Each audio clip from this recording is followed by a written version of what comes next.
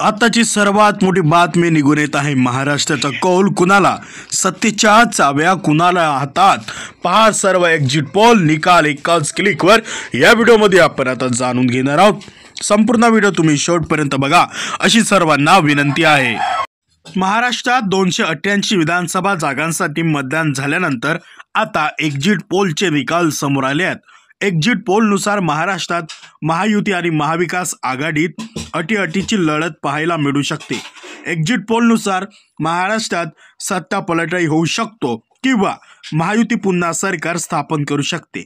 मात्र 5 पैकी 4 एक्झिट पोलचा निकाल महायुतीच्या बाजूने आहे। वेगवेगळ्या संस्थांनी सर्वे केले असून त्यानुसार एक्झिट पोलमधून अंदाज वर्तवले आहेत, ते आपण आता या व्हिडिओमध्ये समोर पाहणार आहोत। महाराष्ट्र संबंधी 5 एक्झिट पोल समोर आले आहेत। यापैकी 4 राज्यात पुन्हा एकदा महायुतीचं सरकार स्थापन होईल असा अंदाज वर्तवलाय। 5 एक्झिट पोलचा एकत्रित निकाल पाहिल्यास महायुतीला 150 आणि महाविकास आघाडीला 120 जागा मिळतील, तसंच इतर पक्षांना 18 जागा मिळतील। आता बघा, पॉइंट नंबर 1 आहे, भास्कर रिपोर्टनुसार राज्यात महाविकास आघाडीचं सरकार येईल। महायुतीला 125 ते 140 जागा आणि महाविकास आघाडीला 135 ते 150 जागा मिळतील असा अंदाज आहे। तसंच इतरांना 20 ते 25 जागा मिळण्याची शक्यता वर्तवली आहे। पॉइंट नंबर 2 बघा आता, न्यूज 18 मेस्ट्रीजनुसार महायुतीला 150 ते 170 जागा मिळतील आणि महाविकास आघाडीला 110 ते 130 जागा मिळण्याचा अंदाज आहे। इतरांना 8 ते 10 जागा मिळतील। पॉइंट नंबर आता 3 बघा, चाणक्य स्ट्रॅटर्जीनुसार राज्यातील सत्तेच्या चाव्या महायुतीच्या हातात जातील। महायुतीला 152 ते 160 आणि महाविकास आघाडीला 130 ते 138 जागा मिळतील। इतरांना 6 ते 8 जागा मिळण्याची शक्यता आहे। पॉइंट नंबर 4, पोल डायरीच्या अंदाजानुसार महायुतीला 122 ते 186 आणि महाविकास आघाडीला 69 ते 121 जागा मिळतील। इतर पक्षांना 12 ते 29 जागा मिळण्याचा अंदाज आहे। पॉइंट नंबर 5, रिपब्लिकच्या एक्झिट पोलनुसार महायुती आणि महाविकास आघाडीत अटीअटीची लढत आहे। महायुतीला 137 ते 157 आणि महाविकास आघाडीला 126 ते 146 जागा मिळण्याचा अंदाज आहे। इतरांना 2 ते 8 जागा मिळतील असा अंदाज आहे।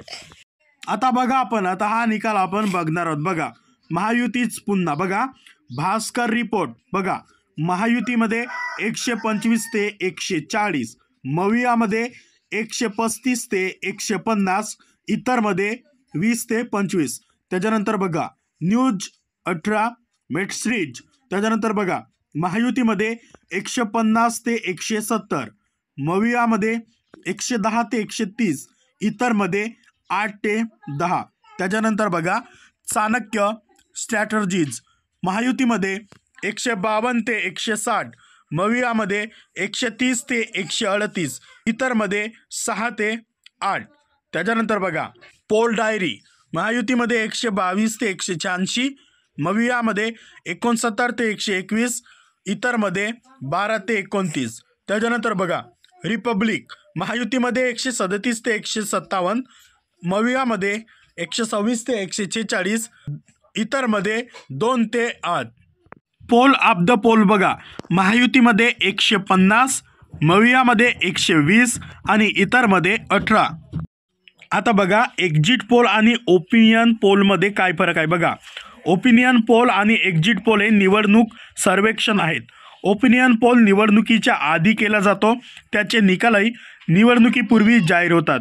यामध्ये सर्व लोकांना समाविष्ट केले जाते।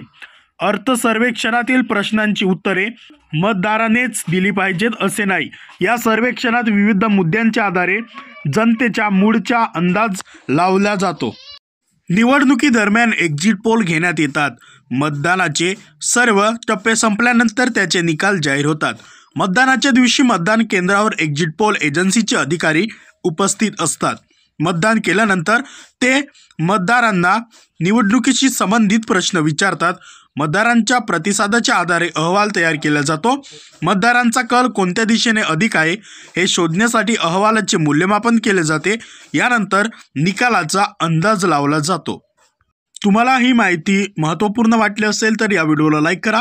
अशा पद्धतीचे व्हिडिओ बघण्यासाठी चॅनलला सबस्क्राइब करा आणि बेल आयकॉनला प्रेस करा। पुन्हा भेटू एका नवीन व्हिडिओमध्ये एका नवीन विषयासह। तोपर्यंत धन्यवाद।